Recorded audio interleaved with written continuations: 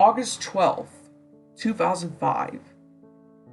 A plumber by the name of Henry Miller was called upon by the Davis residents. The Davis family were complaining of a strange tapping noise coming from the bathroom walls. Mr. Davis suggested it was a plumbing problem. Miller was unable to find the source of the tapping. August 15th, 2005. Mr. and Mrs. Davis were awoken by the screams of Jonathan Davis, 10 to 12 weeks of age, at approximately 1 a.m. The couple found the baby with bruises on his back and a small cut on his right cheek. Then they called the police, who arrived shortly. The small investigation concluded that the crib holding the baby was at fault for the injuries. August 23rd, 2005. Mr. Davis left on a plane to Carson City, Nevada on a business trip at 7 a.m. Mrs. Davis and her 3 children were alone at the residence. At approximately 9:30 p.m., Charlie Davis, 3 years of age, complained of a strange sound coming from Jonathan's room. Mrs. Davis ran to the room only to find that Jonathan was not in the room. The police arrived at 9:47 p.m. The only evidence of disturbance was an open window and scratch marks on the crib. The scratch marks appeared to be human, but contained no DNA evidence. August 24th, 2005. Mr. Davis arrives home to his distraught family. September 3rd, 2005. The police have been receiving multiple reports of a woman screaming and crying at the Davis residence. Police arrived quickly, only to find that nobody was at the house. The Davis family had decided to fly to Sacramento to be with the comfort of Mrs. Davis's grandmother. The officers on duty at the scene reported that they heard no screaming or crying. However, they did report hearing a soft tapping on the walls. October 6, 2005. The Davis family decided they wanted to sell their house. We decided that the house brought back too many bad memories. After the disappearance of Johnny, we could not even bring ourselves to look at the house, stated Mr. Davis. Mrs. Davis refused to comment. March 15th, 2006. The Hanson family moved into the house. They were reported to have heard the same soft tapping that had been plaguing the Davis family. March 18, 2006. Colby Hanson, age 7, woke his parents up at 11:31 p.m. He told his parents that he saw a thin man in the hallway. Mr. Henson went to investigate, but found nothing. Colby slept in his parents' room for the following week. April 1st, 2006. Mr. Henson was home from work earlier. He was reported to have been waiting for his wife to come home from cosmetics school. About the time his wife should have been home, he heard a voice whisper his name. He turned around only to see a brief glimpse of a white dress heading into the other room.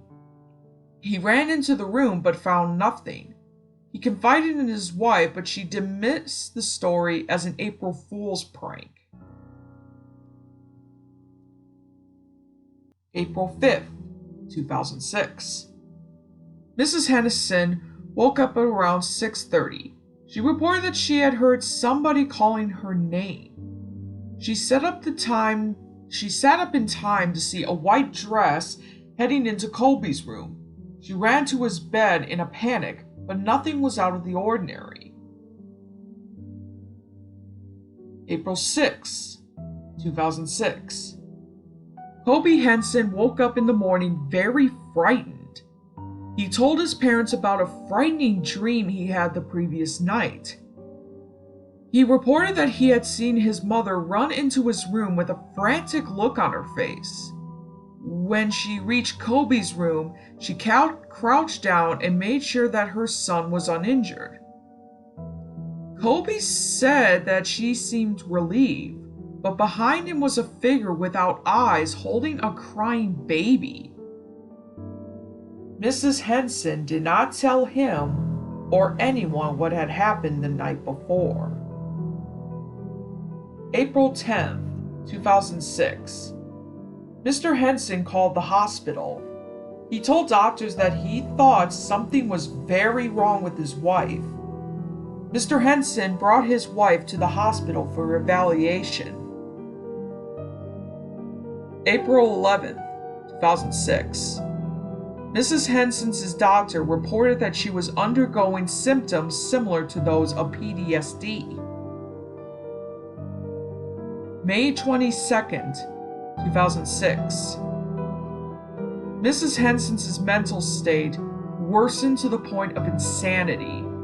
Mr. Henson reported that she was often rambling about people in the walls and the baby doesn't belong to you. Mr. Henson has been planning to take her to a mental institution and finally went through with the plan on this date. May 31st, 2006. Mrs. Henson was found dead in the bathroom of her institution. Nurses reported that she had locked herself inside the bathroom and would not come out. Police found that she had bitten through her radial artery.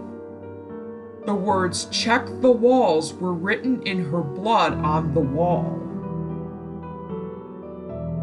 June 1st, 2006. Mr. Henson learned about his wife the following day. He was hesitant to tell his son because Colby had believed that there was still hope for his mother. Mr. Henson was surprised to find that his son did not react with any emotion at all. Colby simply stated, "Mother was right." June 5th, 2006, approximately 4:30 p.m. Mr. Henson returned home from work. He saw his son's backpack and books, but Colby was nowhere to be seen. Mr. Henson soon found his son hanging from a hook in the ceiling. The room was completely bare except for Colby's bed. The bed was covered in scratches.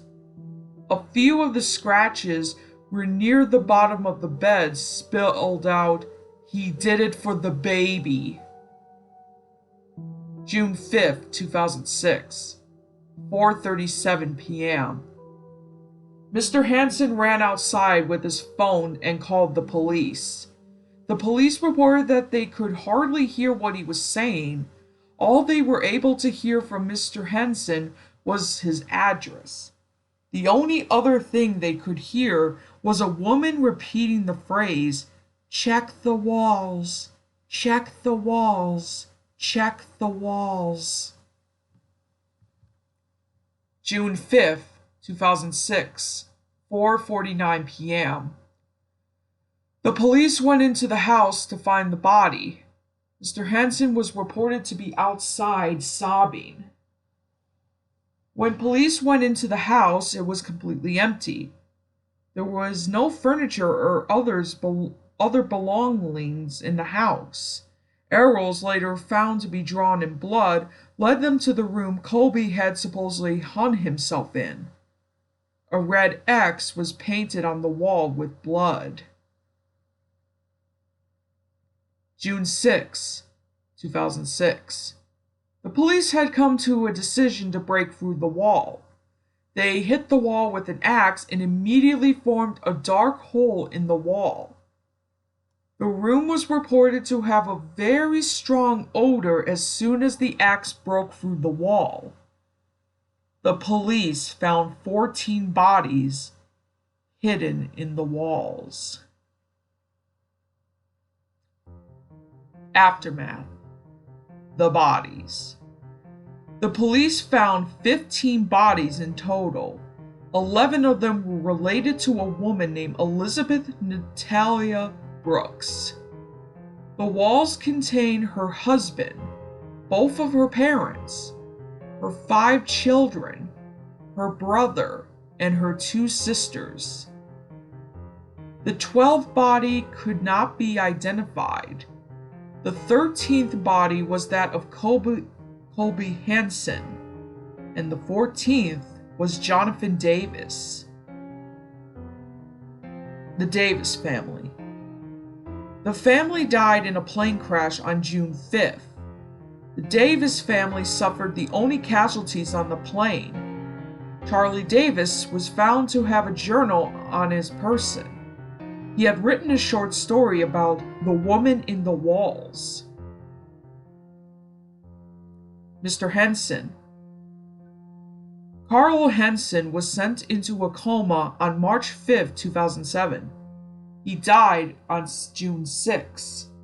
Nurses reported hearing a soft tapping on the walls before he died. Elizabeth Brooks. Elizabeth Brooks was born on June 6, 1938. She married Edward Brooks in 1964. It was a fantastic relationship. Everything changed after their 5th child turned 7. Elizabeth wanted another child, but Edward refused. Elizabeth kept pestering him until he, like Elizabeth's family, decided to beat her. She remained quiet for many years until she decided to call for help in 1987. Edward caught her with the phone, so he grabbed Elizabeth and beat her to death. He had hit her in the crawl space between the walls. He also killed all of Elizabeth's family, including his own children, just in case they started to become suspicious. Edward later confessed to the entire crime to the police, except for where he hid the bodies. He sent a letter directly to the police and then shot himself. Elizabeth's body was not found until June 6, 2006. Police found her in the crawl space, clutching the 6th child she so badly desired.